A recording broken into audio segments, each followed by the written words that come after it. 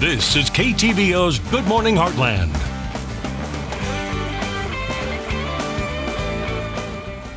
Welcome back. Your mother might have told you breakfast is the most important meal of the day, but some recent reports, though, might make you think mom's take on breakfast is about as credible as old wives' tales. So today we have Dr. Puckett from Complete Family Medicine here to break it down for us. How are you doing? Doing great, thank you. So with recent studies linking, breakfast to smaller waistlines to a healthier lifestyle have been very observational. What's the problem with that? Yeah, observational studies are where people just either self-report or questionnaires, or we're looking back on other studies or trying to pull this data from other studies to make assumptions that wasn't the primary focus. So whenever this study, for example, that was talking about that maybe we don't need breakfast, was calling into question some of the prior observational studies that said that breakfast was important for weight loss. Yeah. So if I want to lose weight, do I want to skip breakfast or do I want to include it into my diet?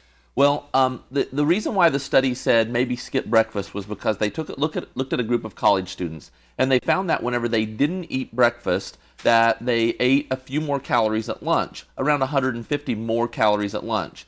But the average college student breakfast was around 450 to 650 calories. Mm-hmm. So that, in your mind, you could say, well, that's a 400 calorie gain that you have by eating breakfast. But there's some real problems with that study as well. What we want to think about is the body outside of calories in, calories out. Mm-hmm. And so certainly there's some benefits of having breakfast metabolically to kind of turn on your engine and those sorts of things. So you don't suggest skipping breakfast at all then? No, not at all. I think that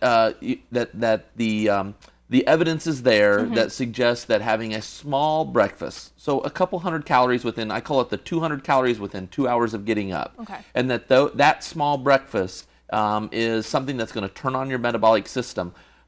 When we talk about calories in and calories out, and that's where we get a lot of our emphasis on weight loss, there's some major problems with that we're not just a physic machine where we can mm-hmm. put something in and it puts something out. We're so dynamic. Right. I did the math that if you were to maintain your weight from the age of 18 to 65, plus or minus 20 pounds, mm-hmm. and you were just going to do that strictly based on matching your calories in and your calories out, that you would have to match that to the precision of 2.5 calories per day, less than a half of a potato chip.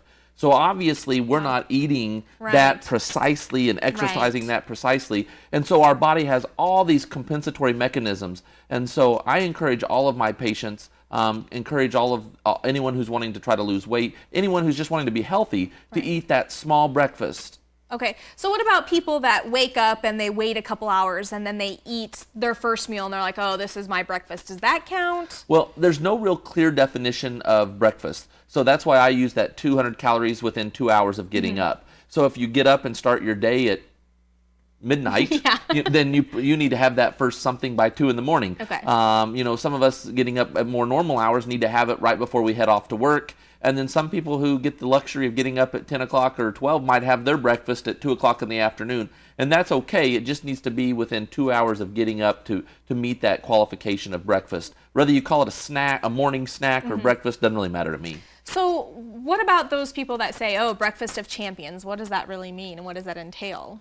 Well, I think that the breakfast of champions is something that's high in protein, low in carbs, and that includes as much natural ingredients as possible. So lots of hams and bacons and mm-hmm. eggs. Those are all great things to have for breakfast in moderation. And trying to avoid some of the more high carb items like cereals and muffins and donuts mm-hmm. and all of those high carb sugary items. So I really think that the breakfast of champions, so to speak, ought to be something kind of shifted towards the protein side. All right. And with you saying that with those high carbs and high sugar intake with the Pop-Tarts and all of that stuff for kids, what should we be feeding our kids in the morning time, especially for those that are on the go? Yeah.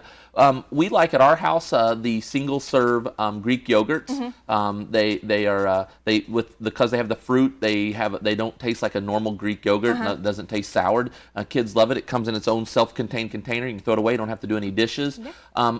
My kids will also eat protein bars in the morning, and so they on the go, something they can grab. So instead of grabbing that Pop-Tart, grabbing that protein bar, and then on the weekends when we have time to cook, we have bacon, eggs, and sausage and traditional breakfast. Just try to only have biscuits and gravy and all the good stuff occasionally. Okay, all right. Well, you're making me really hungry right now, so we're going to stop, okay? Okay. What we'll do is we'll post everything on our website at heartlandconnection.com, and we'll also link up Dr. Puckett's information with Complete Family Medicine. Thanks again for coming on. Yeah, thanks. And we'll be right back.